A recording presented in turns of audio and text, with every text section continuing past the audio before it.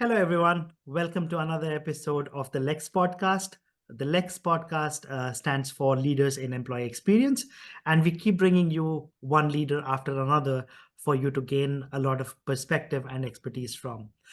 Today, I'm extremely happy to have Ray Everett on this podcast with me. So, for those who don't know Ray, he has been an instrumental figure in the HR consulting space over 25 years of experience at Aon and McLagan.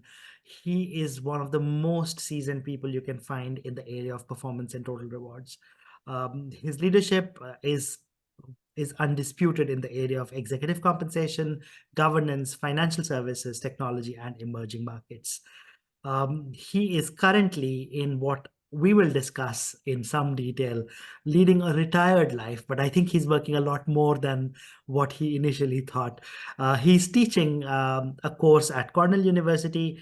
He's doing a lot of interesting projects associated with startups like VSOR. So there's a lot that Ray has on his plate, and we're very grateful that he's taken time out to kind of give his insights on employee experience to us. Uh, he I sometimes lose track of where he is because he's in Canada, he's in Los Angeles today, he's in UAE, and then he kind of also spends time in Asia. So, truly a global business leader, also recognized as one of the top 50 executives in the Middle East. Extremely strategic. I'm sure our viewers and listeners today will gain a lot from this session on employee experience. Welcome, Ray. So I've given a little bit of a formal introduction, but talk to us about you, about your background, how you ended up in this wild world of executive compensation in the Middle East. in the Middle East. Thanks, Nishu. Thank you for the very kind introduction, and it's a pleasure to be here with you. So, just a little bit about me, I guess. Very quickly, I've got a lovely wife named Lucy, who's an angel investor. She is busier than me almost all the time. She's a remarkable lady and a great partner. And we have a son named Max, who's actually first year at USC, University of Southern California, which is why we're here in LA. But yeah, I think a little bit about me. I think I had a passion for politics and government, and I did a master's in public policy. I started my first career as working with a politician, member of parliament, and then went to Ernst & Young as a kind of general general consultant, doing mainly work in the public sector, and then really wanted to work overseas. I was really ambitious to do that. Had an opportunity to go to London, and then that kind of got pulled from me. And so I joined at the time what was called Watson Wyatt, now Willis Towers Watson. And the company I joined had been acquired by them, and they had some fairly unique leadership programs. And the idea was to kind of train me up and send me overseas somewhere. So the opportunity to go to Hong Kong came up, and I had been to Hong Kong probably 5 or 6 years before that as a student, and just thought it would be a great opportunity, and never looked back. And so I think one of the lessons for any of your listeners is, especially younger listeners, is if you have and older too, if you have an opportunity to work overseas, I think it's just an amazing thing. It really shot my career up. I think I've seen so many of my colleagues who've from all over the world who've had the opportunity to work in a different office and then just have done so well. It really just gives you a huge amount of confidence. You become an expert, almost overnight because of your background. And it's just I think it's a great way for people to really understand the world. It's a complex place, and I think, really appreciating different cultures, different languages. So for me, it's been, I met my wife, we had our son overseas, and it's just been an amazing ride. Yeah, and I guess, over the 25 years that I was with McLagan and Aon, a couple of things that stand out for me. One, I really loved mentoring team members. and seeing people grow, especially when we got people to partner. So I often, helped. They did all the heavy lifting, but I helped get them to, get them on track, and really rewarding when they were nominated and promoted to partner. So that was always a really exciting part of the job. I love the business. I mean, I think the McLagan business was a fairly unique business in that it was very global. So as an example, I had the ability to reach out to experts all over the world, whether it was a geographic question or a sector question. I always use the example of my colleague Adam Barnett, who is our head of asset management in McLagan still, and he knew every leader in asset management firms all over the world. And I could call him up and say, "Hey, I have a client who's I'm meeting with on this subject. Tell me about it. Let me, teach me." And there are many people like that in the firm who were just amazing mentors, colleagues, and it was just a great business, small enough that you could get to know everybody, but really world class. And that was an exciting experience for me. And I think one of the things I'm doing here at Cornell is trying to teach students to appreciate that global connectivity, the global awareness. One of the examples I talk about is I use a clip from Christmas Vacation. I don't know if you know that movie, but or your listeners do, but it's all based around Clark Griswold not getting his bonus, Christmas bonus, and he was going to build a swimming pool, and he ends up getting a Cheese of the Month club membership from his boss. And so I use that as an example of two things. One, people always expect to have a bigger bonus than last year. So he was going to build a swimming pool with his bonus, not going to build that with a Cheese of the Club month voucher. But also, I think from an international perspective, understanding different national holidays, whether it's Chinese New Year or a Diwali or Ramadan, and there's many others. Obviously, those are three big ones. Understanding those and appreciating those. So don't give out awards, bonuses during a holiday period anywhere in the world, whether it's Christmas or Hanukkah or Ramadan. I think that's something global firms have to appreciate. And, one of the things I did when I was running McLagan globally was I would just send out a note to the whole global team and say, it's Diwali. What is Diwali? So happy Diwali, but also what is Diwali? To teach people to be more global in their perspective. And I think that was one of the things I was very proud of, and I think resonated well with our colleagues all over the world in terms of learning, but also being, having a leader who's aware of the international situation. And I can so relate to that. I've been out of India for 17 years now. And, that whole point, my dad says that when he was growing up, he was from a farming family, and there were people who were doing farming there. And he would say, for paddy to grow, you have to take it out and replant it somewhere else. Yeah, Only absolutely. then it grows to its maximum potential. So if you let the plant stay where it took roots, it may not give you the best results. So I fully kind of understand what I you're love saying. that. That's a great analogy. Yeah, so if you take the person out and replant them in a different way, they really grow a lot more. Yeah, absolutely. So yeah, that's a great context, and let's get started with some of the discussion points I wanted to get your insights on, especially around employee experiences. That's the kind of core theme of the podcast. And you've run businesses as a P&L leader, Yeah, and a lot of times we do a lot of work in terms of customer experience, but not necessarily so much in terms of employee experience. right. And the way we have been kind of building the whole employee experience proposition is to basically learn from customer experience and apply that on the human resources side. So what would be some of the things that you can reflect on as great experiences that you can create for employees by looking back at what you've done for customers? Absolutely. So I think employee experience or employee value proposition, I think that's really come to the front. I've worked in, compensation for over 25 years, and typically when you talked about that, it was cash compensation and long-term stock or phantom. And when I talk to recruiters, it's actually quite interesting.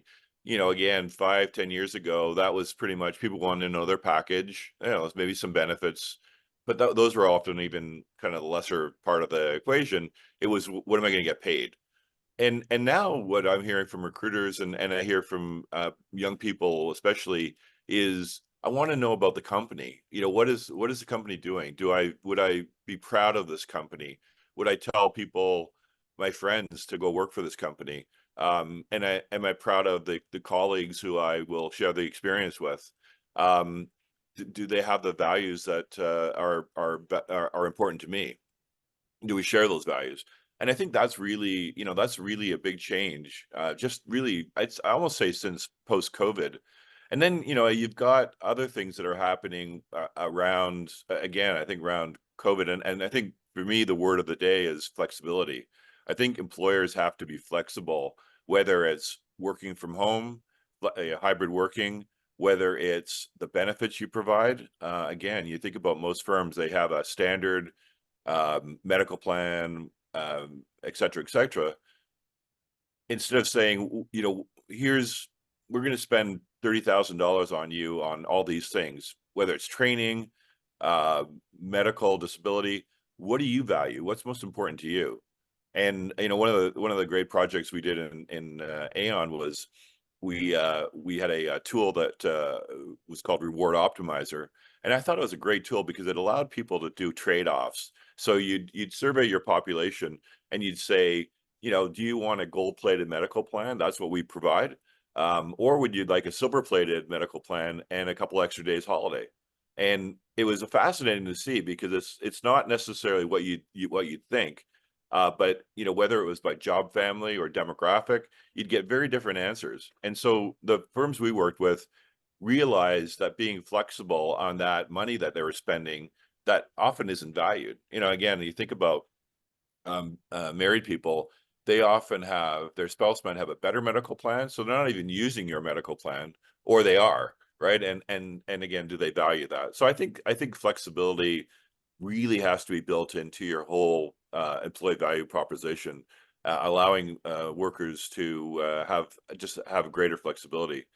Just a quick story. My cousin who works at large technology firms. He's also in compensation, so runs in the family.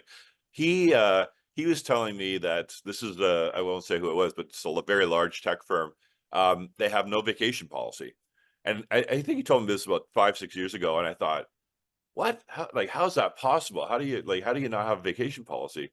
And he was saying it's really up to the manager and the individual, and it actually works really well. And I think I was thinking from a financial services mindset where, firms tend to be much more rigid in their philosophy and their policies. That would never work. You just have people complaining about, Bob over there took, way too much holiday and I didn't take any. Culturally, I think in the States, you tend to find people who take a lot less vacation or get a lot less vacation than in Asia or the Middle East or Europe. And so in terms of inequity, you'd create a whole inequitable system, and yet it seems to work. So I think that's what employees, especially the younger generation, are looking for: that flexibility and a shared value set, which I think is really important. Right. And that's what I used to kind of put into an equation when I was in the corporate side of HR. And I would say engagement is equal to choice plus voice. Yes. Yeah. So if you're not listening to people and if you're not giving them choice, Yeah. then you won't be able to engage them. Absolutely. And Absolutely. things that our kind of listeners in the Middle East may associate with, there's something like an education allowance, and you have senior people whose children kind of go past that age, and the total cost to company falls Right. because they're no longer getting that education allowance. Yeah. So those kind of things are common even now, but there should be kind of a concerted effort to make sure that this whole flexibility and the choice is made available in order to engage colleagues. Absolutely. That's a great question, and I mentioned something initially when I was introducing you about this whole so-called retirement thing. I'm going Yeah. to pull your leg a little bit here. So, what is retirement? Is there something called retirement? I often refer to it as the next chapter, and I think, and it's not the end of the book, right? So, to take a couple of analogies, but for me, it's been, it's something that I had planned, and I was ready to step off the corporate role. I still love consulting, still doing some projects, and I don't plan to, retire and take up golf full time, though I like playing golf. But yeah, no, it's been a great experience. I think the lessons I learned from so far, and it's a journey for sure, is a couple things. I think, one is start saving very early. We used to say in Canada, pay yourself first, and I think they like to phrase it, pay your future self first. Instead of buying that latte or frappuccino, you take that $5 every day, that adds up, over a month. So pay yourself first, or your future self first. Um, have a plan, but get professional advice. And I think in your career, take some time to take a sabbatical if you can, if you have the opportunity. The world's not going to stop because you stop. And I think most people in career, and I've seen lots of friends who've, gone through, being terminated for other, various reasons, and they have a break, but they're frantically looking for a job, or people who, leave an employer and the next day start at another firm and don't take that time off. So, I think in your career, if you have time to take a little bit of time, I had a very short window, when I was transferring from the US to back to Hong Kong. But I think what that gives you is it gives you a future look into what retirement is going to look like. It's a long day to fill up when you're not working, and yeah, when you're on holidays, there's lots to do. But when you start to get to it, you realize there's a lot of time to fill in, and you got to find a hobby, passion, what's next, and you can start working on that as you're planning for your retirement. One thing I think that's, I think for firms that they should really think about, and I've been reading a fair bit about this recently, is, rather than having people retire completely, why not phase them off, right? So that wasn't an option for me. I was one or the other, A or B, or one or zero. Um, but I think, my colleagues in Australia, I always thought did this really well. They would have people who were retired, or some retired who were ex-colleagues, rehired as part-time consultants, um, added a lot of gravitas, a lot of knowledge. They did great mentoring, and it really worked really well there. And I've never seen it replicated in any other market. And you tend to look at consulting firms; it tends to be a fairly young, dynamic environment, but you need some of that expertise, some of the gray hair. And I think that's something that firms should really think about, especially as there's labor shortages coming and going. Having some of your older population, having that discussion with them and saying, do you want to stay on a couple of days a week, or as needed on projects? And, that's again, something that I've tried to do. I think the other thing too is, just, reach out to people who've retired recently or over the last 5, 10 years, and ask them, what their experience has been. And, when I did that, I got very different messages, very different stories, and it helped me kind of think through, what was going to be important to me. I think, one of the things that I was advised was, there's, it's hard to get on a board, for example, from a US perspective, but from a Middle East perspective, not that it's been easy, but it's a little bit more opportunity. So, cage it in your own terms as well. But again, I think it's useful to kind of reach out to your network, and again, let people know that you are retiring. So when I did that, opportunities started coming up, with yourself as well. So as an example. Yeah. And but this whole kind of concept of age-related retirement is something that will be thrown out of the window. Not necessarily on the higher side, but on the lower side of the age, because you posted recently about bots replacing people. The World Economic Forum says that 30% of all jobs in the developed world will be negatively impacted or Yeah. will disappear. The remaining 30%, another 30% will become significantly enriched. And the final third would pretty much be left the way they are. Now, if you're talking about 30% of all jobs in the developed world going away, what do those people do? What happens Yeah. to society? And what happens to the 30% whose roles become super enriched? And so, two things here from your perspective. One, how do we kind of plan that big societal change where a third of the workforce is available to do work, but the work is not available? And the second question is, how do we kind of retain and reward the ones whose roles have suddenly become supersized? That's a great question. I think, I think, there's a recent report I was reading that said 60% of jobs currently in the market now didn't exist in 1945.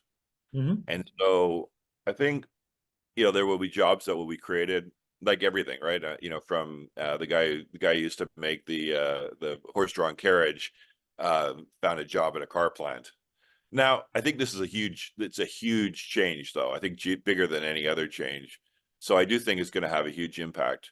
And I think people will have to be prepared for that. And especially for younger people who, as they're going into careers, have a sense of what the future skills and what the future jobs are possibly going to be. We're never going to know for sure, but I think just kind of know what you're getting into. So if you're getting into legal, for example, um, know that a big chunk of that is probably going to get botted out, as I referred.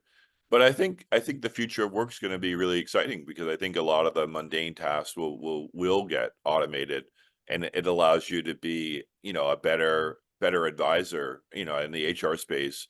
I think, unfortunately, and I use the analogy of a doctor. Anytime I go to a doctor, half the time they're on their computer, or more. They don't even look at you in the eye. They're just typing away your record and your prescription, instead of really having a chat with you and finding out, what's ailing you, and then giving you a um a plan, right? And following up with you on that plan, whatever it is. And I think that's something that is aligned with HR as a role. Human capital, the word is in is in the name. um Being, having human contact. And again, as I mentioned in my blog, I think, you think about organizations, and I'm actually shocked by it, like, as a customer, calling an organization and having people say to me, well, if I get a person. So as an example, I rented a car the other day, and I wanted to extend the stay, and this individual said, "Oh, the computer won't let me." Right? And I said to him, "You realize how crazy this is? You're basically saying to me, you don't want my money, you don't want my business in the future, and a computer's telling you that, right?" And that's just insane when you think about it, right? And so, do you want to treat your employees that way, where, again, when you do any kind of call, every organization that I've dealt with recently, banks, are a good example. They try to put you down a line of, go on our website, go on our app, talk to the bot, talk to this. We don't want you to talk to a human being. That just seems, again, insane to me.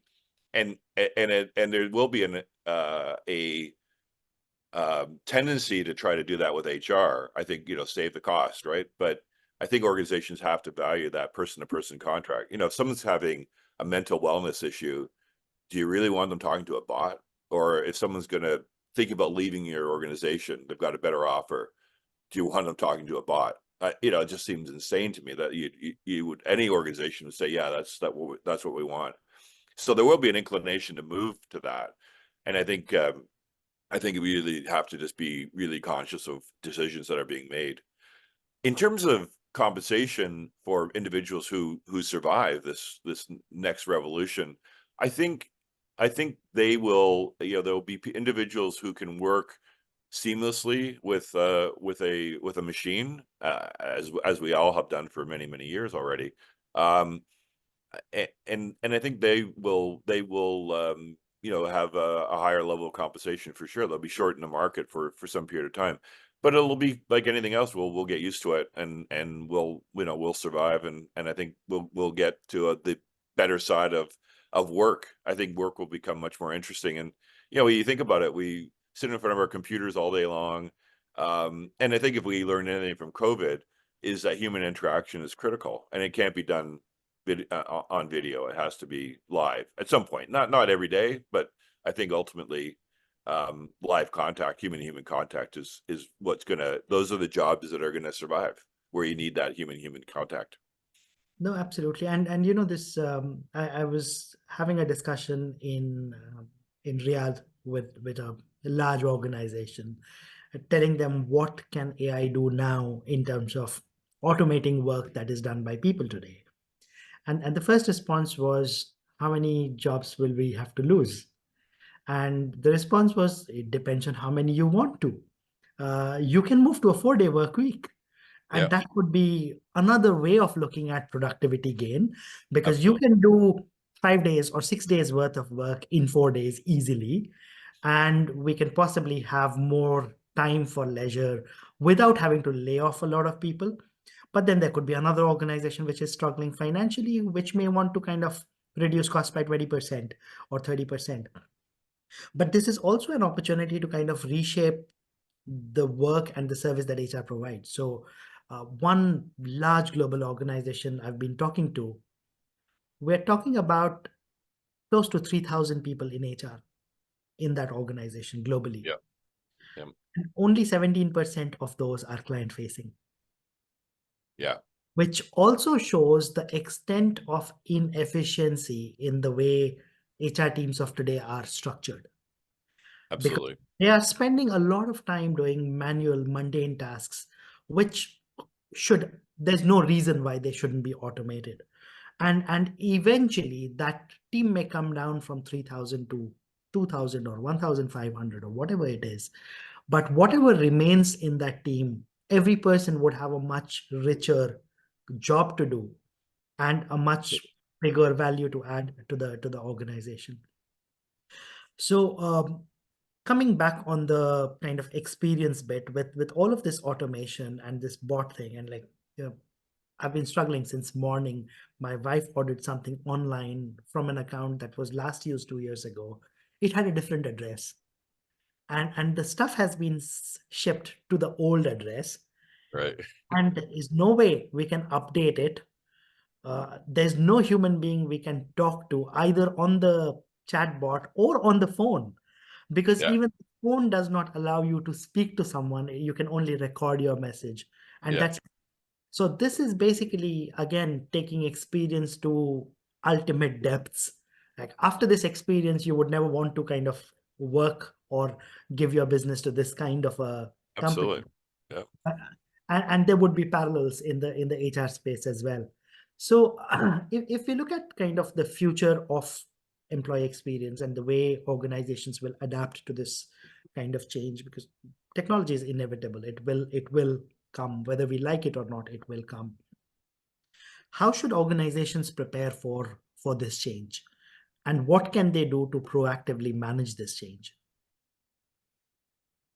I think one of the things we did a fair bit in the last 4 or 5 years is to kind of look at future skills and allow organizations to really look at their existing population and say who has these future skills, or who can learn them, who's willing to learn them, and and and identifying those individuals, and then saying, the rest, maybe they don't have a job in 5 years, or, and you could look at it by job family, you could look at it by individual. And I think that's a really good exercise for organizations to go through. Years ago, we used to do work called scenario planning, which, allows people to kind of think about the future. And I remember I was doing this in Hong Kong just as the handover was happening, with our own firm, and then with some clients, and it was fascinating. And I think back now, was most of those concepts that we came up with, 25 years ago, have come to fruition in Hong Kong, as an example. So I think future skilling is a good way for organizations. This may not happen. Some of this may not happen for many years. Some may happen very fast. But I think identifying those people who are willing to kind of make the transition or have the skills already, to accept that, are going to be the ones you want to keep, and the others, as you transition, are maybe people you want to, say they have another path that may work for them. So I think it's important. I think to your point though, I was just thinking as you were saying that, it's really interesting. It almost feels to me like companies who are using, bots to an extent where you can't talk to a human being, almost don't want to have humans in the workforce, which is really sad. Again, really sad if that's where we've come to. Like, again, I think technology can enhance a job and enhance an organization, but you can't run a business without people. And, there's almost this kind of mindset that, well, the less people we have, the less hassle it's going to be to run a business, right? And sure, it's not easy to have people and manage people, but that's reality. And I do think organizations that get the right end of that equation are going to be successful. One of my the first authors I really followed a lot was a gentleman called Tom Peters, In Search of Excellence. Mhm. And he wrote about a store called Nordstrom, which is a big retail chain, high-end retail chain here in the US. And I just went there the other day, and it's amazing. You get, human to human contact and someone who helps you out, and yeah, maybe you're paying a little bit more, but boy, what a great experience. And I remember in Search of Excellence, Tom Peters wrote that someone brought in like a mechanical part from a car back, took it back to a Nordstrom, and said, "Oh, this doesn't fit my car," and they gave him his money back. But Nordstrom doesn't sell car parts, so that was the example of going to the extreme. And I do think that's organizations have to think about that. Like, do you really want your customers not being able to talk to a human being? And again, the same analogy goes with for HR, for doctors.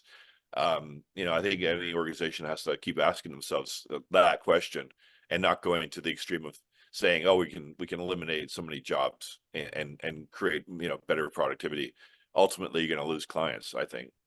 Yeah. Yeah. So in light of that, towards the kind of later stage of this discussion now, if we were to look at the future service offering or the future portfolio of services that HR offers, Mm. what would be the things that you would say would gain more prominence, and what kind of things that HR function should stop doing or do less I of? think great question. I think, one, we've always talked about HR having a seat at the table, and I think now is the opportunity to get that seat, the way, the finance function did 30, 40 years ago. Um, I think HR being an advisor and not a control function. And I think most organizations, or many organizations that I've dealt with in the past, HR is a control function. So whether it's compensation, kind of trying to control salary increase, and that's their whole bottom line, rather than kind of thinking about, well, why, like, we need to kind of provide a salary increase that's reasonable to keep our people, and the cost of turnover is higher than the cost of a salary increase. Being able to kind of make that mental math and being able to articulate that. But I think the advisory side, working with managers as a business partner, not as a control function, not telling them what to do, but giving them advice. How do you deal with these situations? I think managers, all have different strengths, but many really don't manage people. And the old saying goes, you leave a manager, not a company. So how do you enhance a manager's role? I'd say that's one. I think strategic advice, whether it's at the board level, or at the management level, HR should have a voice. As an example, on a couple of boards that I've been involved with, HR kind of doesn't have a strong voice at the board level.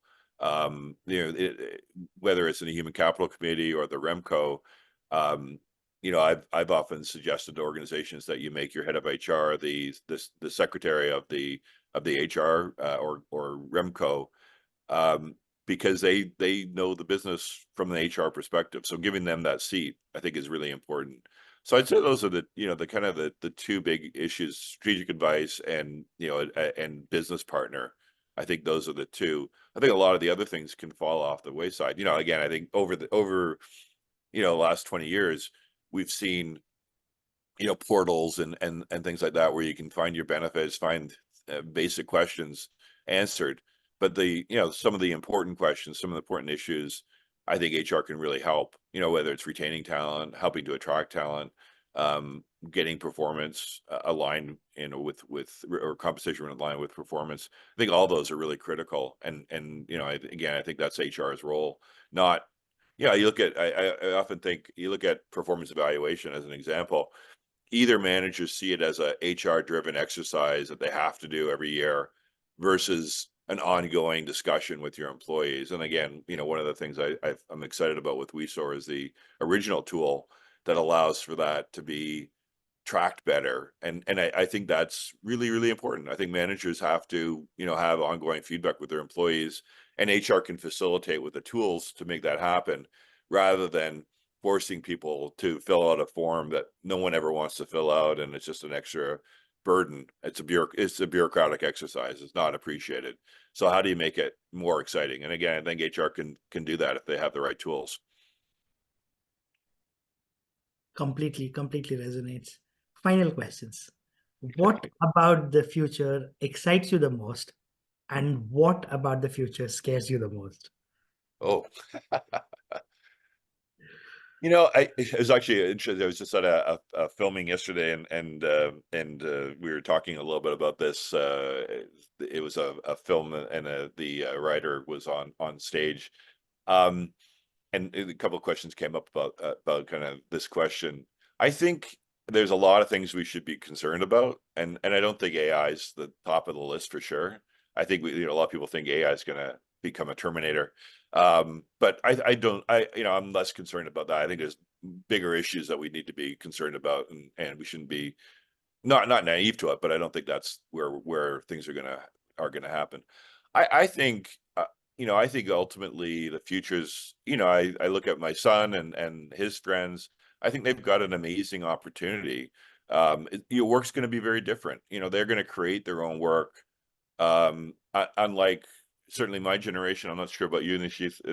We were kind of, not that necessarily told what to do, but we had, no one said you could be an entrepreneur, you can be a gamer, you can be a YouTuber, and make money and have a great career, and you can be a social influencer. The terms that we would never even have known 30, 40 years ago. I think our kids have a window of amazing opportunity to create their future and in a vision that they want to create at this point in time. So I think it's exciting for them. I think it's exciting for us to see that happen. So I think lots of opportunities. I think people who are go-getters and have a vision, like yourself, are going to do really well. I think others who want to be told what to do, want to work in an organization that tells them what training to take. Here's, all this. That's probably not going to exist in 10 years. So I think you're all going to be almost entrepreneurial in our how we manage our own careers and how we manage ourselves. So I think it's exciting for a lot of people, and I'm not too worried about the future. I think we seem to always find our way out. We will for sure find our way out. I think it's been amazing getting your insights, Ray. Thank you so much. Once we post the episode on YouTube and on Spotify, if our listeners and viewers have any questions, we'll kind of pass those on to you. But Sounds it was great. amazing talking to you. No, it's been really fun. Thank you. Thanks for the time. Thank you.